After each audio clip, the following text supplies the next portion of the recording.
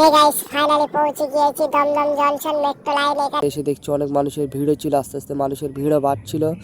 অনেক সময় বসে থাকার পরে আস্তে আস্তে দেখছি মানুষের ভিড়ও বেড়ে যাচ্ছিল। অনেক সময় বসে থাকার পরে মেট্রোটা এসেও গিয়েছে, আস্তে আস্তে মেট্রোর দিকে এগিয়ে যাচ্ছিলাম। অনেক মানুষের পিছনেও ছিলাম আমি, জানি না মেট্রো উঠতে পারবো কি পারবো না। মেট্রোর ভেতরে অনেক ভিড়ও ছিল, আস্তে আস্তে মেট্রোর ভেতরে চলে গিয়েছি, জানি না বসার জায়গা পাবো কি পাবো না। সব মানুষের পিছনে ছিলাম আমি। ফাইনালি মেট্রোর ভেতর ঢুকেও গিয়েছি। মেট্রোর ভেতরে অনেক ভিড় থাকার কারণে বসার জায়গা পাইনি। ময়দান স্টেশন থেকে বার হয়ে মেন রাস্তার দিকে এগিয়ে যাচ্ছি। প্রচণ্ড রোদের চাপ ছিল। চলে এসেছি প্রায় গায়ে গায়ে হেঁটে হেঁটে যাচ্ছি। ময়দান স্টেশন টপকে চলে এলাম। হাইওয়ের ধারে ভীষণ বড় বড় বিল্ডিং দেখছিলাম, বিল্ডিংগুলো টাওয়ার আনতেও পারছিলাম না। আজকে যে গন্তব্য স্থানটায় যাচ্ছিলাম জানি না কত সুন্দর হবে।